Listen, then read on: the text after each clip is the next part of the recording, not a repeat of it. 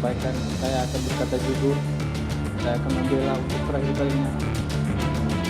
Maaf kepada saya atas kebodohan dan ketidaktahuan saya pada saat terjadi situasi saat itu. Saya turut berduka cita atas meninggalnya almarhum Tuhan. Berikan itu dari hati nurani yang sangat dalam. Berikan itu di depan Tuhan. Saudara, sidang lanjutan kasus pembunuhan berencana Brigadir Yosua Huta Barat digelar pada Senin besok. Pertama kali sidang akan menggabungkan 3 terdakwa, Richard Eliezer, Ricky Rizal, dan Kuat Ma'ruf. Ketua Majelis Hakim Pengadilan Negeri Jakarta Selatan, Wahyu Iman Santosa, atau Santoso maksud kami, memutuskan untuk menggabungkan persidangan 3 terdakwa, antara lain Richard Eliezer sebagai penguak fakta dengan Ricky Rizal dan Kuat Ma'ruf. Sidang besok beragenda mendengarkan keterangan para saksi fakta. Majelis Hakim mempertimbangkan alasan mengejar efisiensi waktu persidangan dalam pemeriksaan para saksi dan rangkaian sidang mengungkap para pihak yang bertanggung jawab dalam pembunuhan berencana Yosua.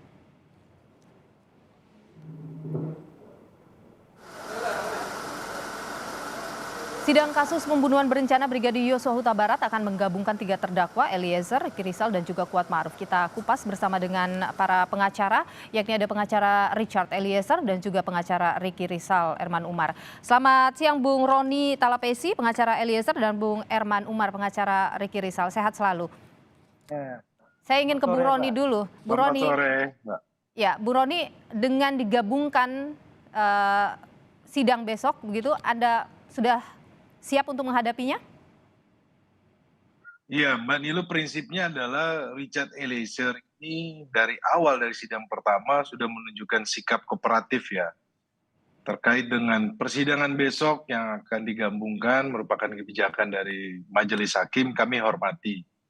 Karena proses persidangan ini sikap dari Baradae atau Richard Eliezer ini ingin menunjukkan kepada publik dan kepada Majelis Hakim bahwa dalam situasi apapun prinsipnya adalah siap gitu. Oke, Anda sempat mengajukan keberatan, kenapa? Saya sampaikan kepada Majelis Hakim bahwa mengingat klien saya ini adalah sebagai justice collaborator ya, sesuai dengan Undang-Undang Perlindungan Saksi dan Korban, bahwa sebagai JC tentunya harus dipisah ya, itu sudah diatur dalam undang-undang. Tetapi sekali lagi bahwa kami menghormati dan kami menghargai yang menjadi putusan dari Majelis Hakim. Oke, selain Karena karena GC, apa yang Anda khawatirkan dengan digabungnya misalnya persidangan ini? sebenarnya kan keterangan saksi ini bisa menjadi berbeda dengan apa keterangan terdakwa lain, keterangan untuk terdakwa ya lainnya ya. Tetapi dalam proses ini, dalam keterangan yang akan dihadirkan untuk Richard Eliezer, kami sudah mempelajari saksi-saksi ini. Tentunya kami akan coba menggali keterangan yang sesuai dengan posisi dan hukum dari Baradae atau Richard Eliezer ini. Jadi yang kami lihat bahwa beberapa saksi yang besok akan dihadirkan secara langsung memang tidak langsung kepada Richard Eliezer ya. Ini mungkin juga menjadi kebijakan dari Majelis Hakim ya, kami melihat mungkin juga ini menjadi strategi Majelis Hakim supaya mempercepat persidangan ya. Baik, saya ke Bung Erman Umar. Kalau Bung Roni tadi agak tidak kalau saya katakan keberatan begitu dengan sidang ini harus digabung. Kalau Anda sendiri bagaimana, klien Anda siap untuk menghadapi sidang besok dan tidak ada keberatan soal ini? Ya, kemudian kita paham juga artinya dari segi Roni jelas karena dia selama ini fokus dia mengajukan DC, pasti ada kan tentunya selalu ada perbedaan lah gitu. Tapi ya udah akhirnya Roni juga menghargai putusan majelis karena majelis menganggap efisiensi gitu, itu kita hargai, terima kasih gitu. Kalau saya sebenarnya kalau ini memang kalau bicara ini memang pasti ada keberatan, tapi saya berpikir masalah ya toh juga saksi-saksi ini yang tidak berhubungan langsung dengan dengan klien saya gitu. Jadi ya kita memantau aja, kecuali kalau muncul ada fakta yang ya tinggal kita memperhatikan aja. Jadi ada fokus karena ini kan banyak sekali gitu. Begitu juga kadang-kadang cara hakim mempertanyakan. Nah, kalau tidak diatur sedemikian rupa, Misalnya siapa yang duduk paling, misalnya kayak contohnya kemarin, saya dengan si Kuat gitu kan. Nah, pengacara Kuat ternyata ya pertanyaannya udah diberondong semua, kadang-kadang ya harusnya kita mau coba besok kita ingatkan majelis siapapun yang ya bergantian aja supaya nggak hilang konsentrasi gitu. Jadi ya itu yang kerugiannya kalau nggak hati-hati ya bisa terlewatkan, ada yang mana tahu ada yang fakta yang kira-kira berhubungan, kalau nggak hati-hati ya mungkin terlewatkan. Hanya itu aja gitu. Tapi prinsipnya setuju, nggak ada masalah gitu untuk sidang sama-sama. Oke. Anda merasa ini akan merugikan klien Anda? Enggak, pada prinsipnya awalnya saya perhatikan iya, kalau tapi dengan digabung dengan perlunya sidang cepat dan sederhana, saya berpikir nggak tergantung kita, kemampuan lawyer kita, tim kita kan ini ya, kalau dari awal ya kita jaga gitu. Jadi pada akhirnya saya merasa bisa menerima. Gitu. Oke, kalau Bung Roni, Anda merasa ini akan merugikan klien Anda? Kita lihat besoknya Mbak Nilu. Prinsipnya adalah persiapan dari tim penasehat hukum, tentunya juga kami mempunyai strategi-strategi khusus ya dalam menghadapi persidangan besoknya. Apa strategi khusus yang mungkin bisa dibocorkan sedikit? Besok nanti kita sampaikan. Sedikit mungkin Bung Roni, ada strategi yang Anda siapkan, ada hal yang mungkin akan jadi kejutan begitu?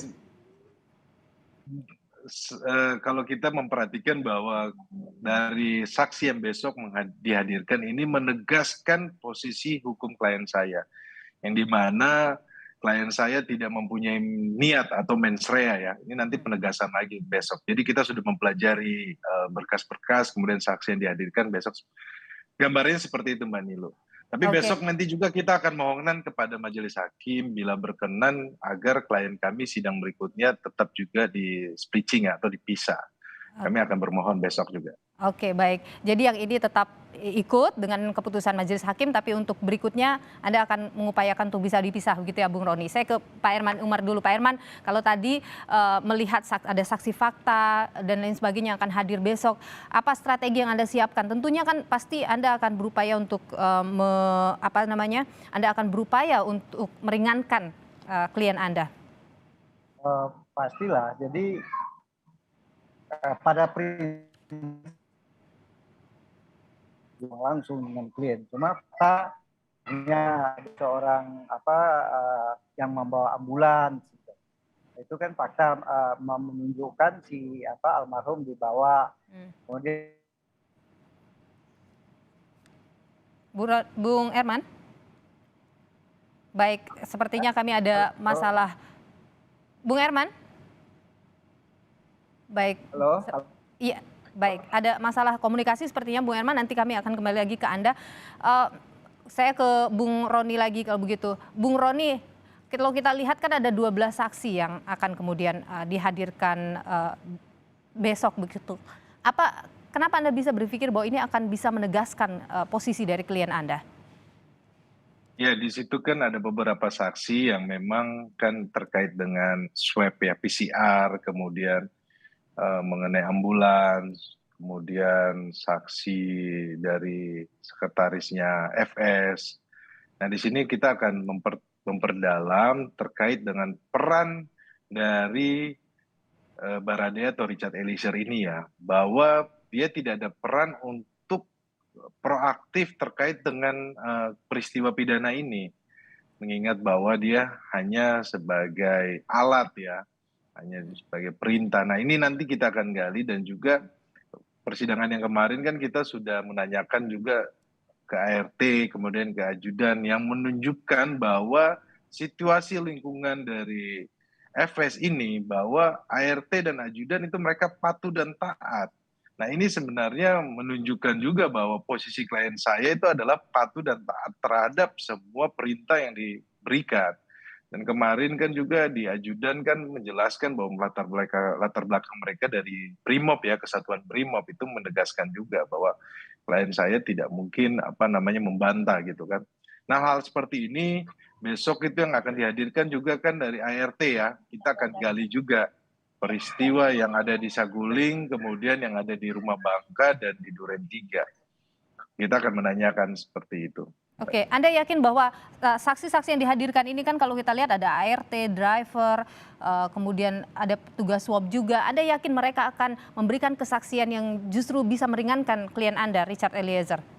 Ya, kami mengharapkan bahwa saksi yang besok dihadirkan besok ini tidak berkata jujur ya, berkata jujur ya, jangan sampai berbohong. Nah, ingat bahwa ada sanksi pidananya juga ya. Kami harapkan bahwa keterangan saksi ini tidak berkata sebenar-benarnya, tidak bertele-tele, sehingga dalam proses persidangan besok ini menempatkan posisi klien saya sesuai dengan fakta yang terjadi.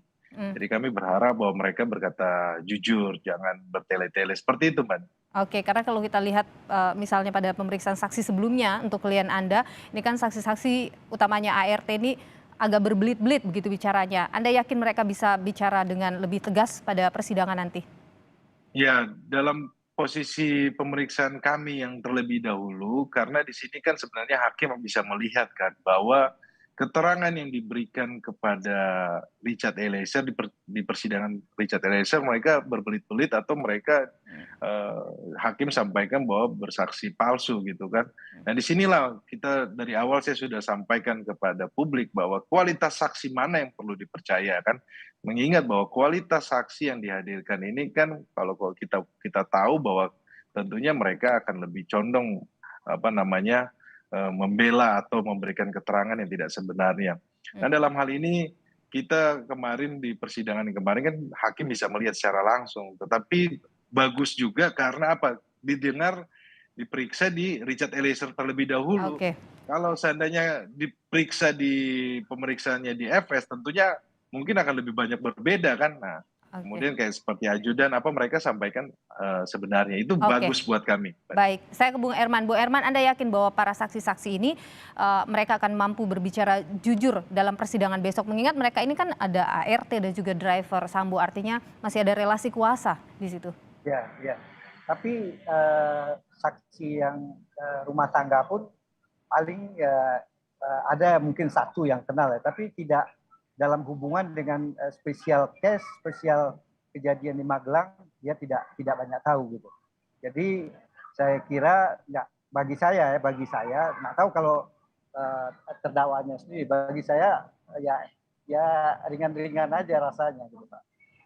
Nggak ada beban yang begitu membahayakan, nggak ada beban gitu. Ringannya kenapa? Ya karena nggak ada berhubungan.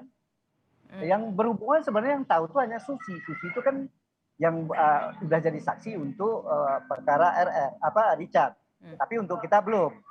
Nah, Susi yang punya ada hubungan. Kalau yang lain ini ada kalau nggak salah Sartini atau siapa. Dan saya perhatiin juga nggak begitu kenal dengan ini. Tapi ya kita lihat lah. Memang saya belum baca. Karena kita juga banyak lain belum saya baca. Kan masih banyak. Mungkin malam nanti baru saya baca. Jadi sementara ini saya merasa ya itu akan kita jaga, artinya kita jaga kalau ada suatu hal yang kira-kira memberatkan kita pasti. Oke, kalau kita melihat mundur lagi ke belakang dan persidangan sebelumnya saksi yang muncul di persidangan, klien Anda merasa mereka sudah berbicara yang jujur dalam persidangan? Ya, nah, kalau yang fakta yang kemarin sisa itu kan adalah keluarga korban.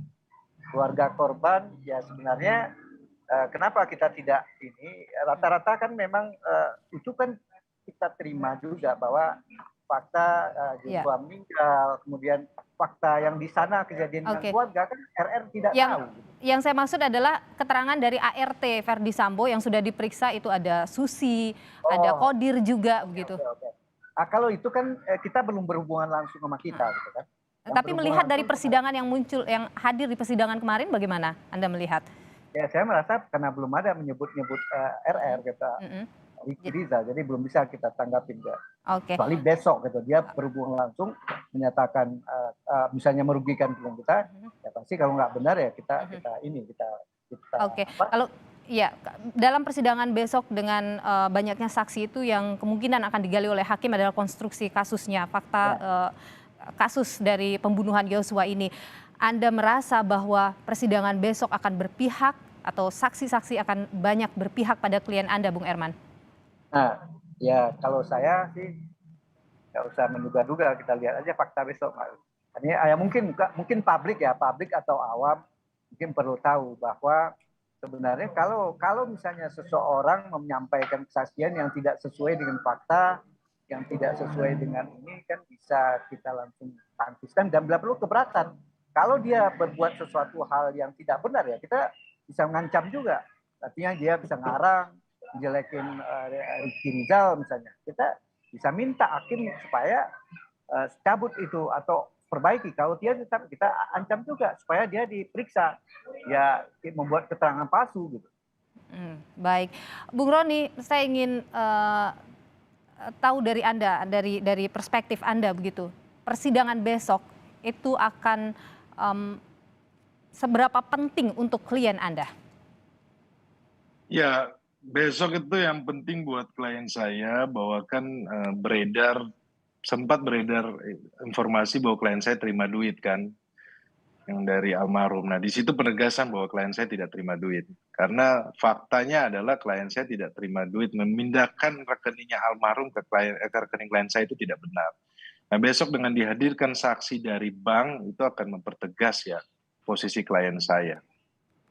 Baik, 12 saksi akan memberikan keterangan dalam persidangan untuk klien Anda masing-masing, baik itu Ricky Rizal, baik itu Richard Eliezer dan juga terdakwa lain yakni Kuat Ma'ruf. Tentu persidangan besok dinanti oleh publik. Terima kasih Bung Erman Umar, pengacara Ricky Rizal, dan Bung Roni Talapesi, pengacara Richard Eliezer. Sehat selalu.